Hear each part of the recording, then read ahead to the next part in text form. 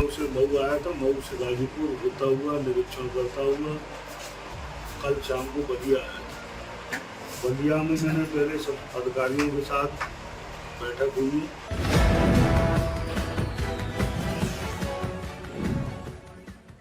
खबर बलिया से है, जहां उत्तर प्रदेश राज्य बाल संरक्षण आयोग के अध्यक्ष देवेंद्र शर्मा अपने दौरे के तहत पहुंचे। आयोग के अध्यक्ष देवेंद्र शर्मा ने इस दौरान जिला अस्पताल का निरीक्षण किया। उन्होंने अस्पताल के विभिन्न वार्डों का जायजा लिया। निरीक्षण के दौरान बल संरक्षण आयोग के अध्यक्ष ने मरीजों और तीमारदारों से अस्पताल में मिलने वाली चिकित्सीय सुविधाओं की जानकारी ली। उन्होंने अस्पताल में दवाओं की उपलब्धता और चिकित्सीय उपकरणों का जायजा भी लिया। उन्होंने अस्पताल के हालात पर संतोष जताया। इस दौरान उन्होंने मीडिया से बातचीत करते हुए कहा कि बाल श्रम, बाल शोषण, बाल भिक्षावृत्ति, बाल विवाह और नशे जैसी कुरीतियों को लेकर अफसरों को खास निर्देश दिए हैं। उन्होंने बाल अधिकारों और बाल संरक्षण को लेकर भी अफसरों को खास हिदायतें दी। किस तरह का दौरा रहा, किस तरह का आपने निरीक्षण किया और क्या कुछ पाया? 3 दिन से मैं इस क्षेत्र में हूँ।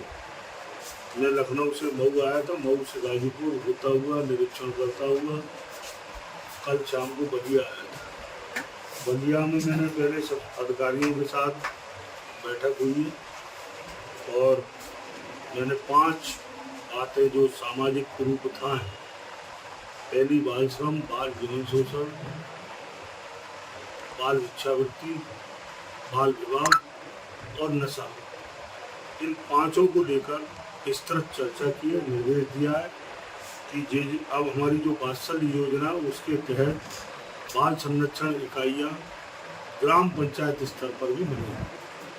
त्रिस्तरीय योजना है और उसका मैंने निर्देश दिया है कि 15 दिन के अंदर हमारी ग्राम पंचायत स्तर की बाल संरक्षण इकाई बन जाए, जिससे नीचे तक हमारा मैसेज जाए बाल आयोग का।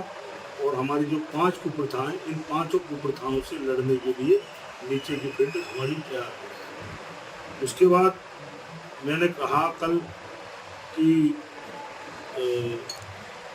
नारकोटिक्स विभाग और राज्य बाल अधिकार संरक्षण आयोग का जॉइंट एक्शन प्लान चल रहा है, एक युक्त नशे के लिए।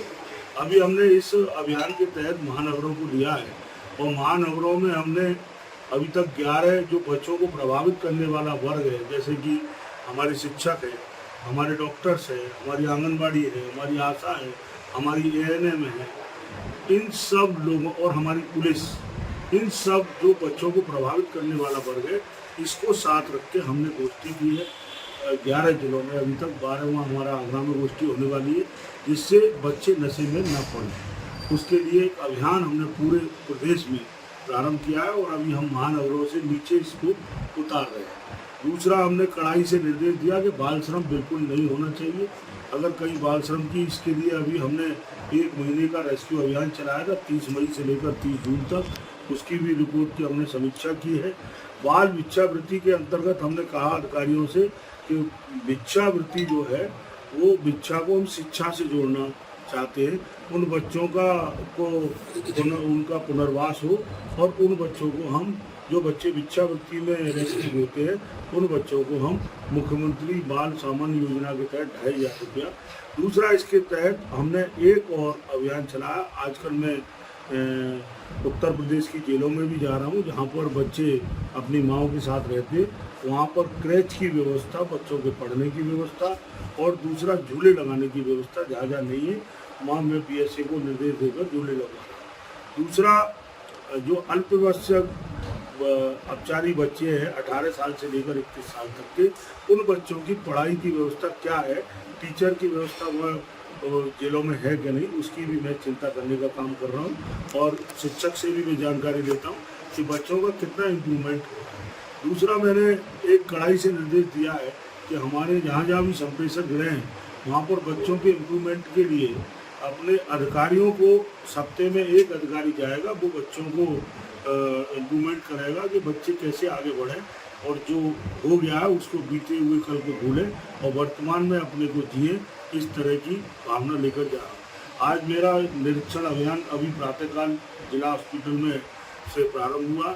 आज मैंने 6 बच्चों को यहाँ पर एनआरसी में देखा है, उनके माता पिता से बात की है।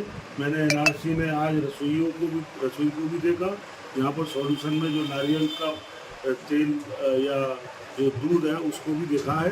दूसरा, हमने पीकू वार्ड की भी स्थिति देखी है। पीकू वार्ड बहुत अच्छा बना हुआ है। यहाँ पर गैस की व्यवस्था भी यहाँ पर दिखाई दे रही। दूसरा, मैंने सबसे बड़ी विशेषता आप लोगों ने भी देखा होगा, मैंने जहाँ दवाई मिलती है, ना जहाँ इमरजेंसी है, जहाँ क्राउड रहता है, आज क्राउड बढ़ रहा है, लोगों का विश्वास सरकारी अस्पताल की तरफ बढ़ रहा है। और हमारे डॉक्टर उसकी पूरी जिम्मेदारी से अपनी ड्यूटी को निभा रहे हैं। और उसके तहत मैंने आपके सामने तीमारदारों से पूछा, डॉक्टर देखते कि नहीं देखते, दवाई मिलती कि नहीं, दवा खाने के सामने भी मैंने पूछा। एक भी व्यक्ति ने, तीमारदार ने मुझसे ये नहीं कहा दवाई नहीं मिलती। हमारे डॉक्टर पूरी तरह से मुस्तैद है, किसी ने मुझसे कोई शिकायत नहीं की। हाँ, एक ध्यान आप लोगों ने मुझे इंगित कराया, कहीं कहीं नाले चौक है, उसके लिए मैंने कड़ाई से निर्देश दिया है कि साफ सफाई की व्यवस्था दुरुस्त करी जाए। और मैं यहाँ के अपने नगर पालिका के जो हमारे ईओ हैं, उनको भी आज ही निर्देश देकर अपने डीपीओ से कहूँगा कि उनको निर्देश दें।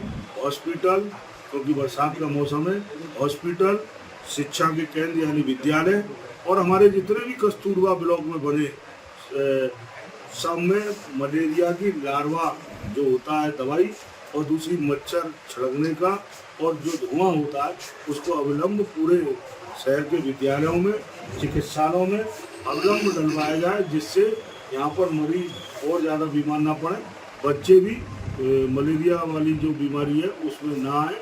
इसके लिए भी मैंने निर्देश आज ही डीपीओ को दिया। एक सर, जिला अस्पताल में हमेशा से शिकायत रही है मरीजों की कि बाहर से दवाई लिखी जाती है, और दूसरी शिकायत ये है कि चिकित्सकों की कमी की वजह से जो है कहीं ना कहीं जिला अस्पताल जो है प्रभावित रहता है। हालिया एक ताज़ा मामला ये आया है कि सर, एएनएम की जगह आशा बहू के द्वारा जो है बच्चे की डिलीवरी कराई जाती है, उसका हाथ टूट जाता है, और वो महिला ब्याज पर पैसे लेकर आज अपने बच्चे का इलाज करा रही है। ये बात मेरे संज्ञान में नहीं आई है, अभी आपके द्वारा आई है, इसकी मैं जांच करा दूंगा। दूसरा, रही डॉक्टर कमी की बात, अभी आप साल भर रुक जाइए। ये पहली ऐसी सरकार है कि हर जिले में मेडिकल कॉलेज खुल रहा है, और उसका परिणाम ये है कि एक खेप डॉक्टरों की ऐसी उत्तर प्रदेश में निकलने वाली है कि डॉक्टरों की कमी बिल्कुल ख़त्म हो जाएगी, और हर जगह हमें डॉक्टर दिखाई देंगे। एक चीज़ और सर, जिला अस्पताल में कर दे, यहाँ दलालों का काफ़ी मतलब बचत हो रहा है। जितने भी बाहर अवैध पैथोलॉजी और ये सब है, क्योंकि अल्ट्रासाउंड जो प्राइवेट चल रहे हैं या झोला छाप डॉक्टर जो यहाँ पर चल रहे हैं, उनके लिए मैं आपके सामने अपने सीएमओ साहब को निर्देश देता हूँ कि ऐसे झोला छाप और अल्ट्रासाउंड में भ्रूण हत्या ना हो, उसके लिए ये जेजेबी एक्ट में भी है, उसको चेक करवाएं, और अगर चेकिंग में आता है तो उस पर कड़ी कार्रवाई। ताज़ा खबरों से जुड़े रहने के लिए हमारे चैनल को सब्सक्राइब करें और बेल आइकन को दबाना ना भूलें, ताकि हर खबर की नोटिफिकेशन आपको मिलती रहे।